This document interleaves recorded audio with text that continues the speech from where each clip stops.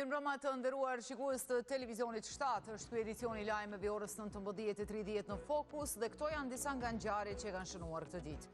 Kosova nënshkruan pjesëmarrjen në bordin e paqes. Presidenti Vjosa Osmani nga Davos i Zvicrës firmos ujdim pranë presidentit amerikan Donald Trump, me cilin u pa mjaft e afërt, thotë se marrëveshjen historike do ta dërgoj për ratifikim në kuvend. Këtë proces e kreu sot kryeministri i Shqipërisë Edi Rama, i cili nuk mori pjesë në këtë ceremoni. Dhomat e specializuara nisin ligjërata rreth aktivitetit të tyre nëpër shkollat e Kosovës. Dje është organizuar një e tillë në gjimnazin Gjevdedoda. Reagime të shumta OVL UÇK-ja i cilëson të papranueshme, duke i cilësuar si fushat propagandistike nga shkolla. E mohojnë se ajo u organizua nga specialja nga Drejtoria e Arsimit, paralajmërojnë në masa. Ngrihet akuza parë sa i përket procesit të zgjedhor. Prokuroria themelore Ferizaj të ndërmori këtë hap ndaj të akuzuarit me inicialet M.A. Ky sipas akuzës se kishte grisur fletvotimin e tij dhe të bashkëshortës me 28 dhjetor në shtime. Ai mund të dënohet me 5 vjet burgim. I caktohet masa para burgimit prej një muaji të dyshuarit për vrasjen e nënës së tij në Dragazh. Në njoftimin e saj, gjykata ka thënë se ka urdhëruar edhe ekzaminimin psikiatrik ndaj të pandeurit me inicialet T.B, duke kërkuar që të kryhet sa më shpejt. Bën 28 vite nga sulmi i dytë tek familja Jashari. Në këtë përvjetor bën homazhe në Prekaz, kompleksin Memorial Adem Jashari. Vizitojnë edhe qytetarë nga Japonia, gjersa atje organizatat e dala nga lufta kritikojnë institucionet se kanë harruar familjet e dëshmorëve. Një vendim i zgjuar sot, një jetë më mirë nesër, zgjedh të ardhme të sigurt. Lagja Qëndresari, Prishtinë. Krah për krah me presidentin Donald Trump, shefja e shtetit Vjosa Osmani sot hodhi vulën e një konfirmimi të rëndësishëm. Përmes nënshkrimit që e dha në Davos të Zvicrës, Kosova do të jetë pjesë e bordit të paqes mes 18 shteteve të tjera. Ky synon paqe duke filluar nga Gaza. E në ngjarjen ku Osmani ishte vetmja grua në mesin e 10 liderëve, nuk mungoi komunikimi e shtrëngimi i duarve me vet Trump. Një grua vetme në mesin e 10 liderëve shtetëror. Më e ndërtash presidenti i Republikës së Kosovës. Vjosa Osmani e të tjerë të ngritën në këmbë kur në sallë hyn presidenti më i fuqishëm në botë. Donald Trump në fjalën e tij lartësoi Osmanin e të tjerë që në Davos të Zvicrës do të nënshkruajnë dokumentin e pjesëmarrjes në bordin e paqes. Bord ky i cili do të mbikëqyrë ndërtimin e Gazës dhe do të kërkojë zgjidhjen e konflikteve globale. Do të kemi paqe në botë dhe a do të ishte kjo një trashëgimi e madhe për të gjithë ne? Të gjithë në këtë dhomë janë yje, po ju nuk do të ishit këtu. Ka një arsye pse jeni këtu dhe ju të gjithë jeni yje. Ju jeni njerëzit më të mëdhenj, njerëzit më të rëndësishëm në botë, njerëzit më të fuqishëm në botë. Lavdatat e presidentit amerikan për liderët që përfaqësuan shtetet pjesëmarrëse të bordit të paqes, pati dhe gjatë pjesës së tjetër të fjalimit. Shumë mirë, vërtet shumë mirë. Janë miq të mi, le të shohim, po secili prej tyre është mik i imi. Disa le të shohim, disa i pëlqej, disa nuk i pëlqej. Jo, në fakt, në këtë grup i pëlqej të gjithë pa përjashtim. A e besoni, zakonisht kam rreth 2-3 që nuk i duroj, zakonisht kam 2-3 që nuk i pëlqej. Nuk i shoh këtu lart. I pëlqej të gjithë këta njerëz. Janë njerëz të mrekullueshëm, janë udhëheqës të shkëlqyer dhe bordi i paqes përbëhet nga udhëheqës, në fakt nga udhëheqësit më të lartë në botë. Tetorin e kaluar ne prezantuam një plan për t'i dhënë fund përfundimtar. Pasi përfundoi deklarimin, erdhi koha në nënshkrimit. Next, the President of the Republic of Kosovo and the Presidenti Osmani, kur shtrëngoi duart me presidentin Trump, i shkëmbej edhe disa fjalë. Edhe disa llafe të fundit, dy presidentët i lanë pas nënshkrimit. Në fund, kur firma u vendos edhe nga Donald Trump, presidenti amerikan ja shtrëngoi edhe një herë dorën presidentes së Kosovës. Me një falënderim të fundit nga Niko Qiri, përfundoi ceremonia.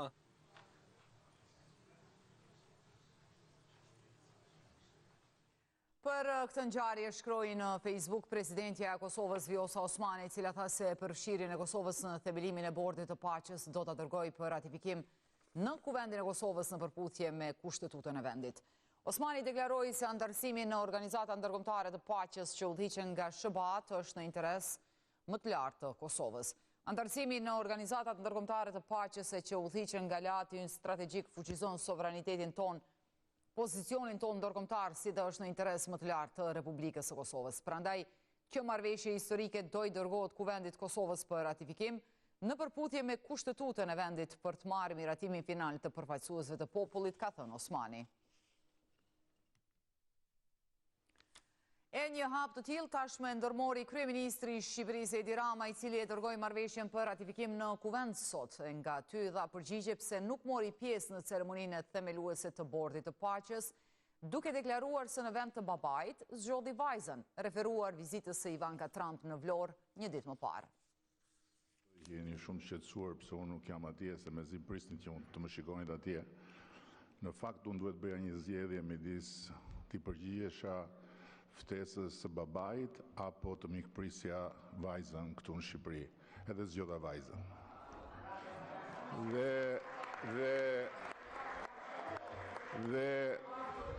Dhe natyrisht që vajzën e zgjodha me lejen e babait.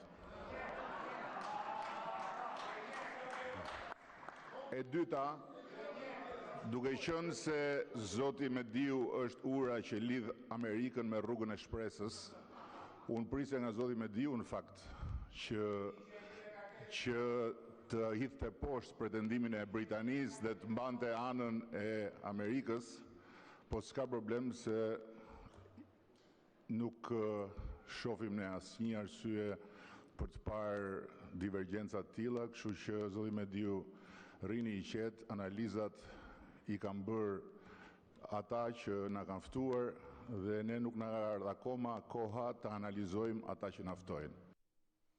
Shtetet e Bashkuara të Amerikës i kanë dhuruar Kosovës një skaner për të forcuar sigurinë kufitare në vlerë prej $3 milion. Ambasada amerikane në Kosovë ka thënë se ky skaner avancon interesat e përbashkëta të sigurisë dhe zhvillimit ekonomik. Kjo teknologji rrit kapacitetet e zbulimit, mbështet tregtinë e lidhshme dhe avancon interesat e përbashkëta të sigurisë dhe zhvillimit ekonomik, thuhet në njoftim. Ceremonia e inaugurimit të këtij skaneri u mbajt në pikalimin kufitar në Merdar. E kjo nuk ishte vetëm mirë që i erdhi Kosovës nga Amerika këto kohë. Në SBA është ndërmarrë një iniciativë rreth shqiptarëve që jetojnë në Lugin. Me nismën e kongresistit republikan Keith Self, kaloi ligji i vlerësimit të diskriminimit në Luginën e Preshevës, gjë që po konsiderohet si zhvillim jashtëzakonisht pozitiv. Discrimination Assessment Act, which would bring much needed. Pranë Komitetet për Punë të Jashtme në dhomën e përfaqësuesve të SBA-s mori fjalën për ta propozuar projektligjin. Përmes tij, kongresisti republikan Keith Self kërkoi që të udhëzohet sekretari i shtetit që të përgatisë një raport mbi trajtimin e pakicave etnike në Serbi. Pasi, siç tha vetë ai, kanë pranuar një mori pretendimesh nga komuniteti shqiptar mbi pasivizimin e adresave nga Serbia dhe jo vetëm.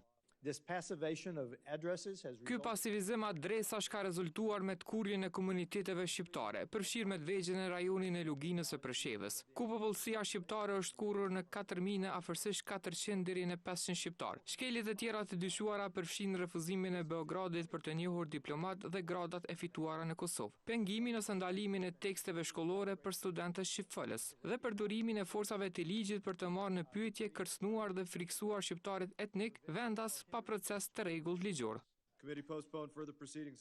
I emëruar si ligji i vlerësimit të diskriminimit në Luginën e Preshevës kaloi me 44 vota për, 3 kundër dhe asnjë abstenim. Pasi të raportohet nga Komiteti për Punë të Jashtme i dhomës së përfaqësuesve, do të dërgohet për votim gjithë dhomës së përfaqësuesve. Më pas ai duhet të miratohet edhe nga Senati dhe të nënshkruhet nga presidenti amerikan Donald Trump. E kjo, sipas këshilltarit për Luginën e Preshevës në qeverinë e Kosovës Ragmi Mustafi, është lajm i jashtëzakonshëm. Çdo pasivizim ka me pas evidencë ndërkombëtare tashmë, çdo mosnjohje e diplomës do të evidentohet, çdo diskriminim që i ndodh shqiptarëve Presheve, Bjanose, Medveç, fillon me u evidentu në evidenca ndërkombëtare. Sigurisht kjo nuk është pak, padur parasysh që ka një kohë që është injoruar e neglizhuar nga Bashkia Ndërkombëtare çështja e Luginës së Preshevës. Edhe kryetari i Këshillit Kombëtar Shqiptar në Serbi Enkel Rexhepi shpreson se tash edhe partnerët tjerë evropian duhet ndryshojnë qasjen karshi kësaj problematike. Ndërkombëtarët realisht Evropa do të ketë një qasje më ndryshe dhe mosledatimi i Serbisë është ajo pjesa kryesore ku do ta kodasin Serbinë në mënyrë në të cilën deri më tani ishte lidatuar dhe kjo nuk duhet të merr gjana konkrete sepse gjithashtu edhe pjesa duhet të jetë pjesa më kryesore ku luhina Prishevës duhet të përfshihet në bisedimet Kosovë-Serbi. Përveç republikanëve, demokratëve e politikanëve të tjerë shqiptar, ky vlerëson edhe rolin e shqiptar-amerikanëve në sponsorizimin e këtij projektligji. Krye negociatorët e Kosovës dhe Serbisë Bisnik Bislimi dhe Petar Petković po qëndrojnë sot në Bruksel për takime në kuadër të dialogut. Lajmin e ka konfirmuar nga Bashkimi Evropian. Mund të konfirmojmë se emisari special i Bashkimit Evropian për dialogun Peter Sorensen është duke udhëhequr takimin e rregullt të krye negociatorëve në Bruksel për normalizimin e marrëdhënieve mes Kosovës dhe Serbisë, thuhet në përgjigjen e BE-s. Nuk janë dhënë hollësi rreth takimeve, por është raportuar që temë kryesore të jetë nisja e punës së Komisionit të Përbashkët për të pagjeturit. Në fillim ka pasur një takim bilateral të krye negociatorit të Kosovës Besnik Bislimi me lehtësuesin e BE-s Peter Sorensen, i cili ka zgjatur rreth një orë gjysmë më pas ka pasur takim midis zotëri Sorensen dhe përfaqësuesit të Serbisë dhe tash pritet të shihet pas këtyre takimeve do të ketë apo jo takim trepalësh. Ajo që kemi arritur të mësojmë është që temë kryesore e diskutimeve ka qenë çështja e pagjeturve, më saktësisht implementimi i deklaratës së Përbashkët për cilën që nga viti 2024 kishin rënë dakord liderët e dyja palëve, por që nuk ka pasur zbatim të suksesshëm të asaj deklarate, raporton Koha. Gjykata speciale ka nisur të mbajë ligjërata në shkollat e Prishtinës. Një e tillë është zhvilluar dje para nxënësve të shkollës Gjevdedoda në kryeqytet. Për këtë ka reaguar shkolla e cila ka potencuar se qëllimi i kësaj ligjërate ka qenë informimi i nxënësve mbi sistemin e drejtësisë dhe llojet e gjykatave.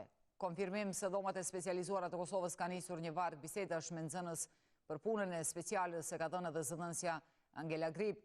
Ai tha se ekipi i informimit i dhomave të specializuara këtë javë po zhvillon aktivitete për të informuar grupet studentore në Prishtinë rreth mandatit dhe procedurave të gjykatës, si dhe për të dëgjuar pikpamjet e tyre dhe për të ju përgjigjur pyetjeve të tyre. Ndërkohë në një rast një nxënës shkroi në fletën e vlerësimit për ligjëratën Free Hashim Thaçi, që do të thotë liri për ish presidentin. Ndërsa drejtori i arsimit në Prishtinë Samir Shahini tha se do merren masa ndaj personave që mbajnë përgjegjësi ndaj këtij veprimi.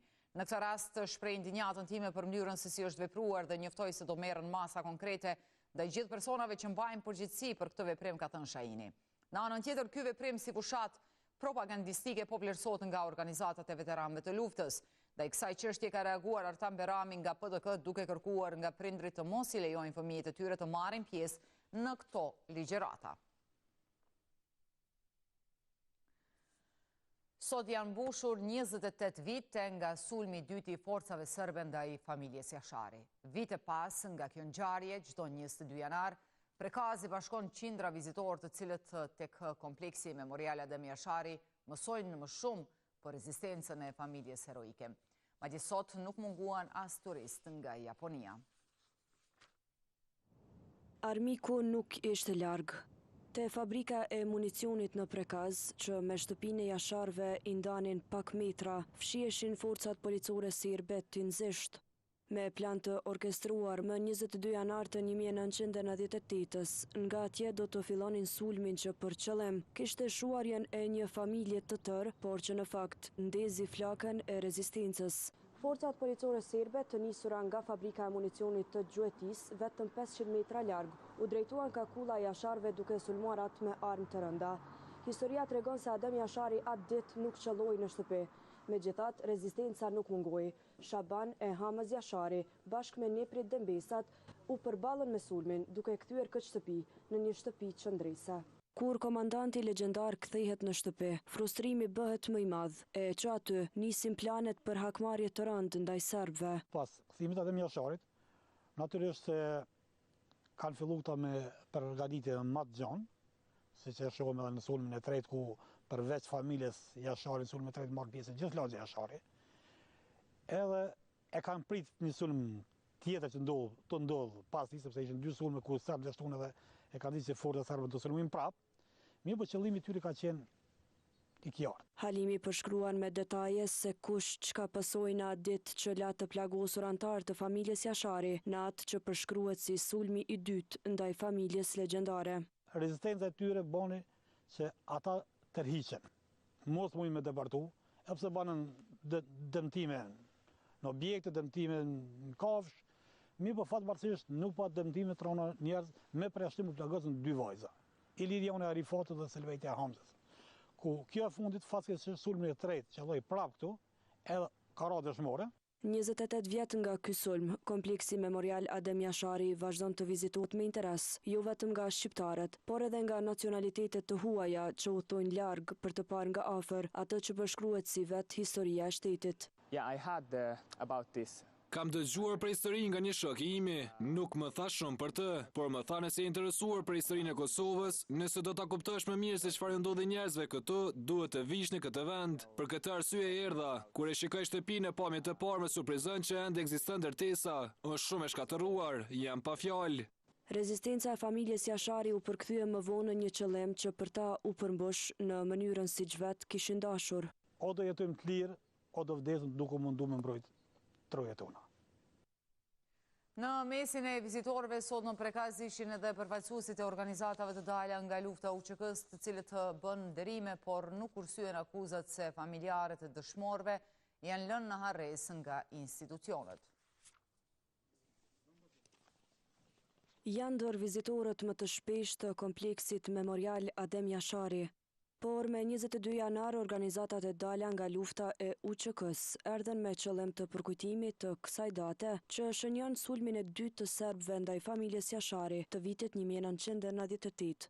Fillimisht pranë varrezave të kompleksi u mbajt 1 minutë hishtje.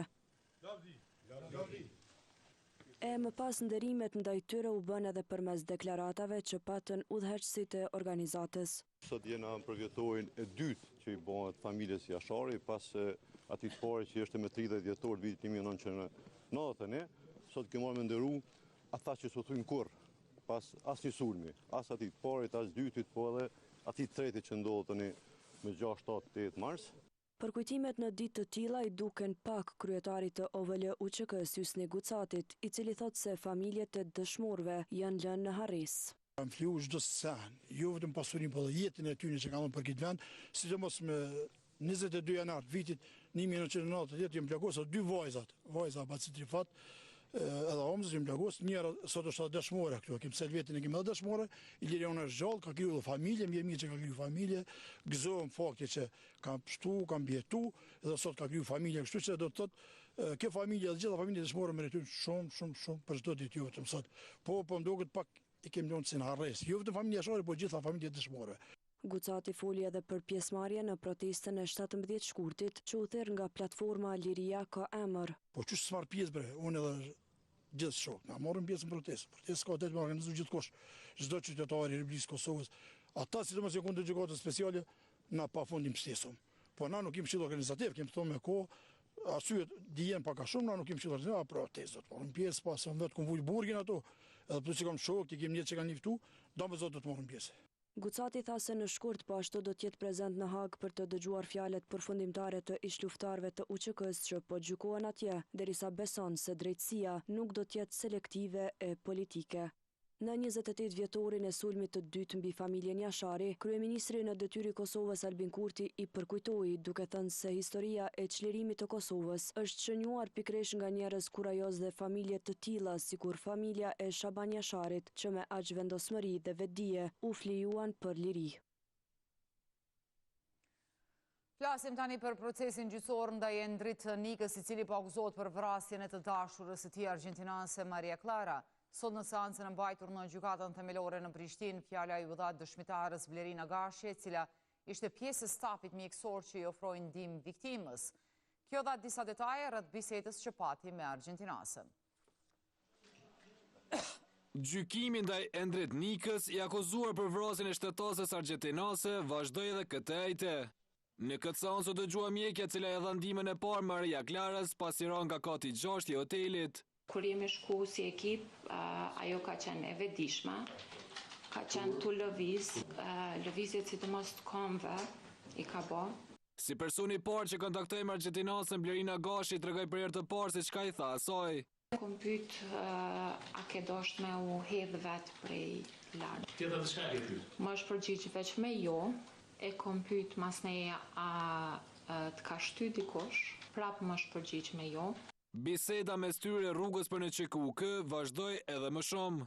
Më është përgjigj që ka dhimbje të shpinës, ka dhimbje të këmbëve, masnej ka thonë që kam dhimbje të trupit, kam nevojë me pi ujë. Doktoresha Gashi tha se nuk i kujtohet se ajo është dhënë diçka pacientes në autoambulancë, e kjo përgjigje nxiti reagimin e kryetarit të trupit gjykues. Tash që ti si doktoresh që ke pasur rolin kryesor atë nuk kujtohet, kjo është në rregull. Kanë kalu 2 vite e gjyq. Po shumë 2 vite për një doktoresh e re që dush me ditë sa po kuptoj unë. Prandaj roli juaj ka qenë kryesor aty. Roli na tregue se aja kanë vendosur dhe çaj në Roma. Ka filluar me marrëdhënia kjo pjesë nuk më kujtohet. Kur procesi gjyqësor po shkon ka fundi, dëshmitarja tregoi se ka dhënë një deklaratë në polici para 3 muajsh, e këtu prokurori Armend Hamiti dha një sqarim.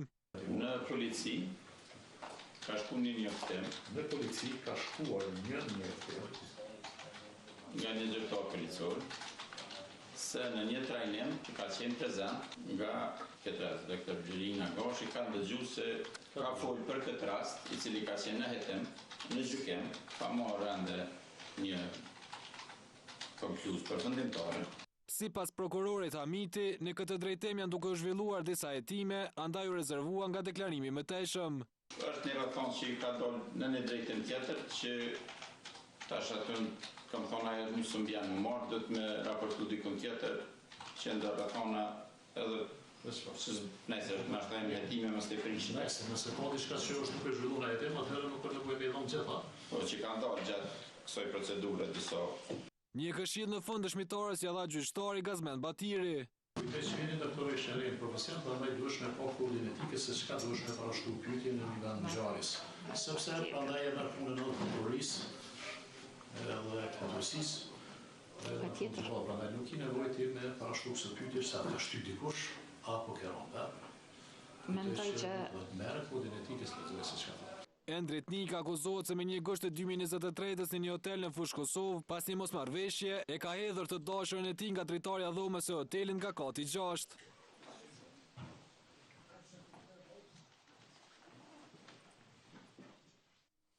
E të dyshuarit për vrasjen e nënës së tij në Dragash, gjykata themelore në Prizren ka caktuar 1 muaj para burgim. Me këtë rast, gjykata ka marrë parasysh peshën e rënd të veprës penale, duke vlerësuar mënyrën dhe rrethanat në cilat dyshohet se është kryer vepra. Gjithashtu duke marrë parasysh edhe karakteristikat personale të pandehurit, i dënuar më herët për vepra të ngjashme, ku palë dëmtuar ka qenë pikërisht viktima të pikë B, si dhe me qëllim të mbarvajtjes së procedurës penale. Ndaj të pandehurit do të urdhërohet ekzaminimi psikiatrik. Gjykata ka ardhur në përfundim se caktimi para burgimit është i domosdoshëm për të siguruar prezencën e tij në procedurën hetimore, e cila është në fazën fillestare, thuhet në njoftimin e gjykatës. Po ashtu, gjyqtarja procedurës paraprake me 22 janar ka lëshuar urdhër për QKUK-n, Institutin e Forenzikës Psikiatrike, të kryejë ekzaminimin psikiatrik në një kohë sa më të shpejtë që të jetë e mundur, por jo më gjatë se afati prej 2 javësh nga dita e lëshimit të urdhëresës. Gjykata themelore në Gjilan ka caktuar masën e paraburgimit prej 1 muaji ndaj Arianit Sllambnikut, i cili dyshohet për kryerjen e veprës e veprimtarive të kundërligjshme mjekësore. Sllambniku dyshohet se ka ushtruar këtë lloj veprimtarie pa kualifikim profesional, pa licencë dhe pa autorizime ligjore. Ai dyshohet se këtë vepër penale ka ushtruar në lokalin Konsullens në Gjilan. Me këto veprime, Sllambniku dyshohet se ka kryer veprën penale ushtrimi kundërligjshëm i veprimtarisë mjekësore ose farmaceutike.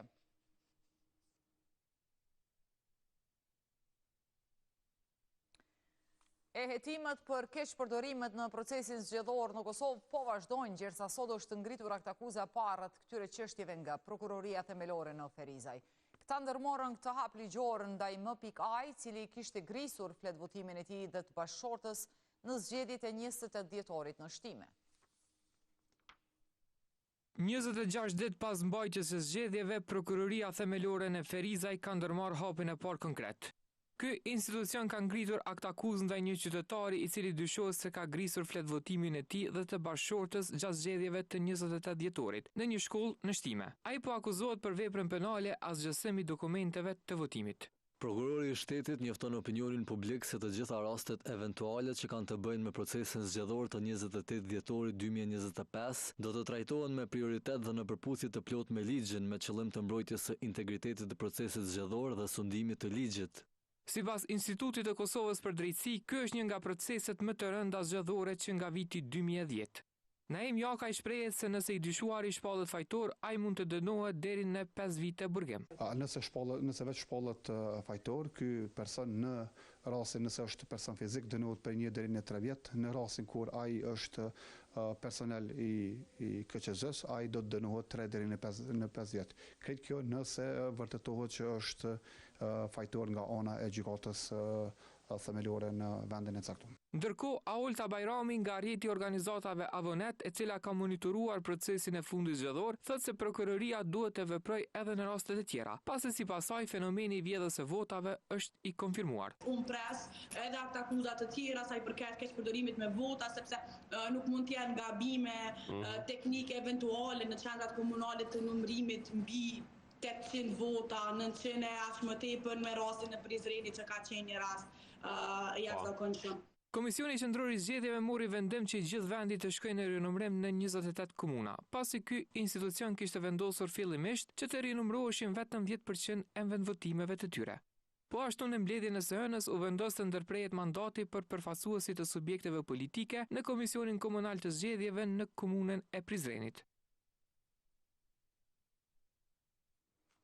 Për të evidentuar parregullësitë në zgjedhjet e 28 dhjetorit, po vazhdon në rinumërimi i votave të kandidatëve për deputete. Nga rezultatet e sotme, vëret se edhe në Malishev ka pasur dallime të mëdha në vota.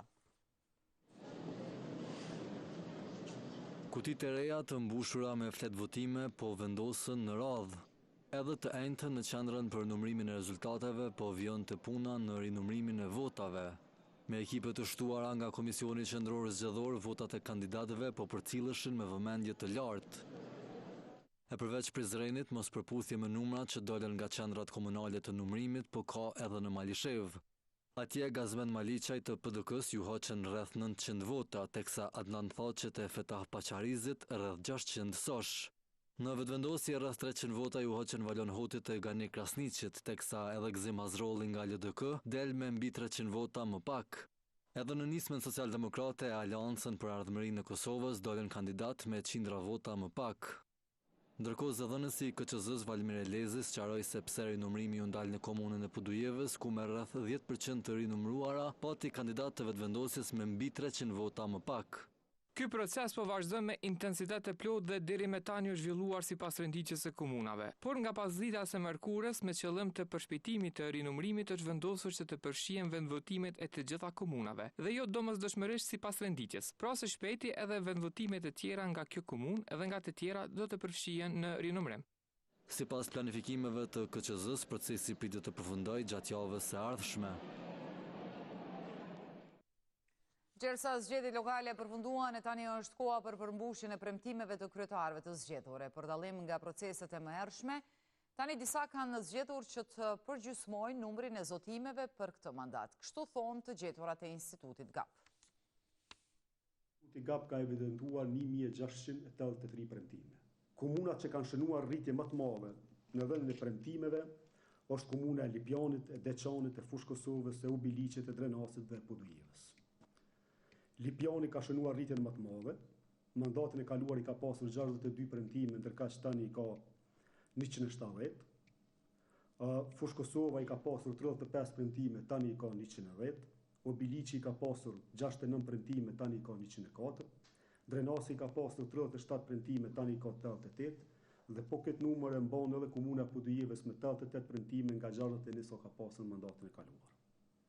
Nga ana tjetër, rënien më të madhe të numrit të premtimeve sipas komunave ka shënuar Prishtina nga 206 në 115 dhe rënjet e numrit të premtimeve ka edhe në komunën e Klinës, në komunën e Shtimjes, në komunën e Malishevës dhe në komunën e Prizrenit. Dhe me këtë lajm po mbyllim edhe këtë edicion informativ të kësaj të 22 janari, derisa ju kujtoj në 20:45 keni edicionin më të ri të emisionit Pressing dhe gjatë gjithë kohës Gazetën Ekspres për të informuar. Faleminderit që na ndoqët, mirëmbëjtje.